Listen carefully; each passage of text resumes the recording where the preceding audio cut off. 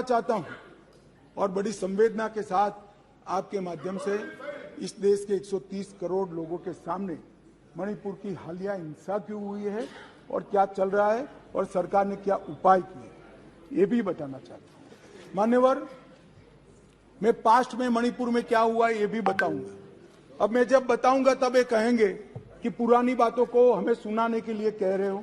ना जी, मैं संवेदनशील आदमी हूं मान्यवर, मैं पुरानी बातों को राजनीतिक हिसाब किताब के लिए नहीं सुना रहा। इसलिए नहीं सुना रहा कि आपके समय में भी हुआ था, हमारे समय में भी हुआ, होता है का अप्रोच हमारा नहीं है, ये यूपीए का अप्रोच है। हमारा अप्रोच होता है का नहीं है, हम टॉलरेट नहीं कर सकते।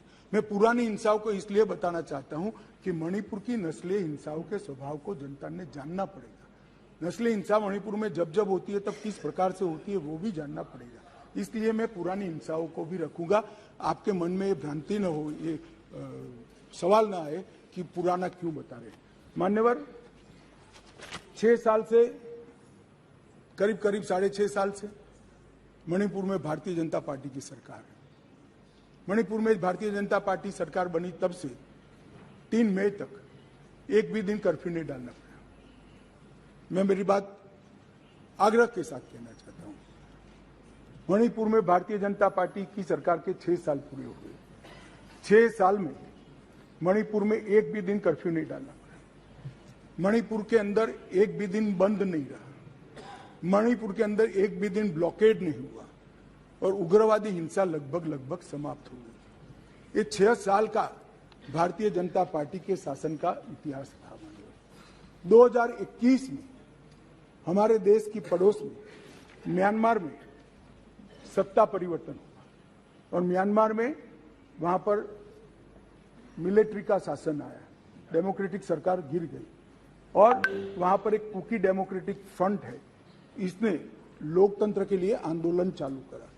जब कुकी डेमोक्रेटिक फ्रंट ने लोकतंत्र के लिए आंदोलन चालू करा, वहां की मिलिट्री शासन ने इन पर कड़ाई करना शुरू की, दबिश बनाना शुरू की और चूंकि म्यांमार की बॉर्डर फ्री बॉर्डर है मान्यवर, वहां फेंसिंग नहीं है और आज से नहीं, आजाद हुए तब से नहीं है, फेंसिंग नहीं है।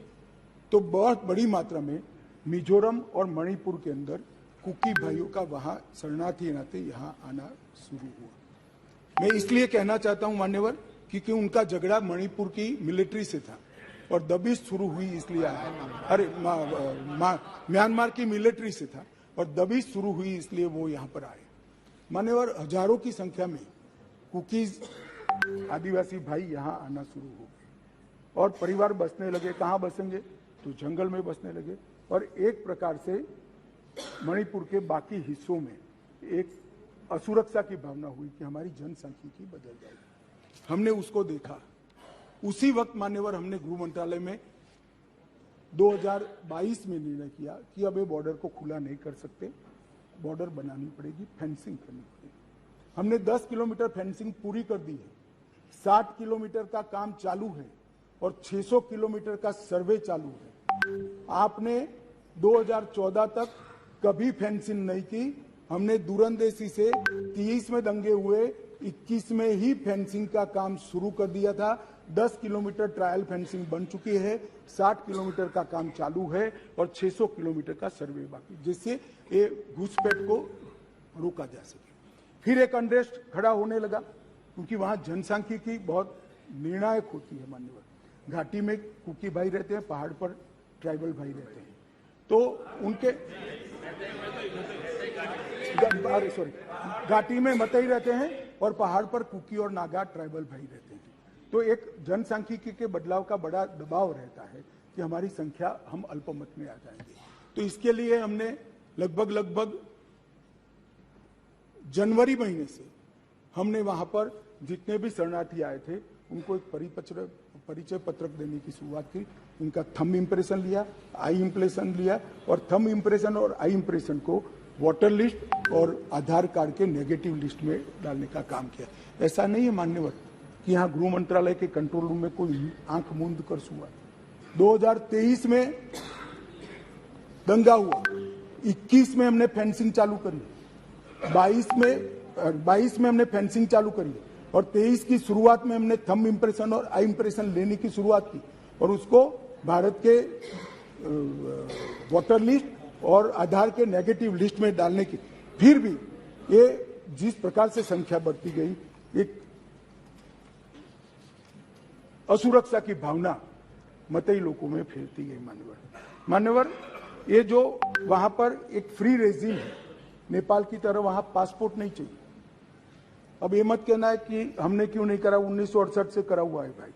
1968 से एक समझौता है भारत और ब्रह्मदेश की सरकारों के बीच में कि बॉर्डर के 40 किलोमीटर से जो अंदर आएगा या यहां से 40 किलोमीटर से आ जाए उसको पासपोर्ट नहीं चाहिए। ये समझौता है, किसी को रोकना भी असंभव था। और इतने हजारों किलोमीटर की बॉर्डर में बाढ़ भी नहीं लगी थी, फेंसिंग भी नहीं थी, तो संख्या बढ़ती गई और असुरक्षा बढ़ती गई। इतने में एक अफवाह फैल गई 29 तारीख अप्रैल को कि 58 ये वसाहतें जो थी शरणार्थियों की, उसको गांव घोषित कर दिया गया। अब गांव घोषित करने की अफवाह से ही घाटी में बहुत बड़ा अनरेस्ट शुरू हुआ मान्यवर, और वो अनरेस्ट को भी हमने माइक वाली जीपे चलाई, बताया गया कि भाई कोई गांव घोषित नहीं हुआ है। मगर अफवाहें जब फैलती है तब फैलती है अविश्वास का वातावरण। और घोषित जंगल गांव घोषित किया, जंगल गांव घोषित किया जो वसाहतें थी उसको, तो उनको लगा है परमानेंट अब यही बस रहा है, तो एक अनरेस्ट खड़ा हुआ। उसके बाद में आग में तेल डालने का काम हाईकोर्ट मणिपुर के अप्रैल महीने में आए हुए एक फैसले ने कहा, जिसने सालों से पड़ी हुई एक लंबित पिटीशन को अचानक चलाया। अचानक चलाकर ना भारत सरकार के ट्राइबल आयोग को शपथ पत्र लिया, ना भारत सरकार के ट्राइबल डिपार्टमेंट का लिया, ना भारत सरकार के गृह मंत्रालय का लिया, ना मणिपुर सरकार का लिया, और अचानक ही कह दिया कि 29 अप्रैल के पहले इस मतई जाति को ट्राइबल घोषित कर दी गई। इससे पहाड़ पर बहुत बड़ा अनरेस्ट हुआ, ट्राइबलों में बड़ा अनरेस्ट हुआ कि अब मतई ट्राइबल बन जाएंगे तो हमारी नौकरी हो गई। स्पर्धा का भाव होता है और स्वाभाविक है, एक कोई कानूनी प्रक्रिया के बगैर एक ऑर्डर कर दिया गया, जिसके कारण ऊपर भी, नीचे ऑलरेडी अनरेस्ट चालू था, ऊपर भी अनरेस्ट हुआ, और 3 तारीख को एक रैली के अंदर एक क्लैश हो गया, और क्लैश होने के बाद दंगे चालू हुए जो अब तक अशांत परिस्थिति को बनाए हुए हैं। अब इस परिस्थिति को आप वो क्यों नहीं गया, ये क्यों नहीं गया, इस तरह से आप तुलना मत करिए। ये परिस्थिति जन्य दंगे है मान्यवर। मैं आगे भी कहना चाहता हूँ, इसके साथ एक बहुत बड़ी बात दूसरी भी हुई है कि वहाँ मिलिट्री का शासन आने के बाद थोड़ी ढिलास आ गई है और नार्कोटिक्स का भी बहुत बड़ी तस्करी म्यांमार की ओर से मणिपुर की ओर हुई है।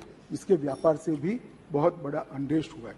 मगर जो क्लिंचिंग चीज थी वो कोर्ट का जजमेंट थी, उसकी अंतिम तारीख 29 मई थी, और इसके विरोध में एक जुलूस निकला।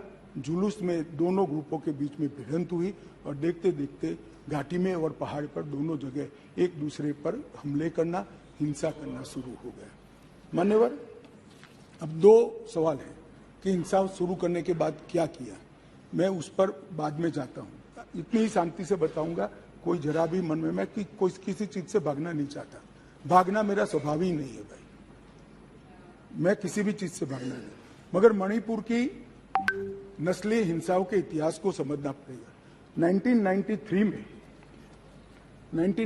में श्री पीवी नरसिम्हा राव जी प्रधानमंत्री थे, राजकुमार दोरेंद्र सिंह कांग्रेस के नेता मुख्यमंत्री थे, और नागा कुकी संघर्ष हुआ।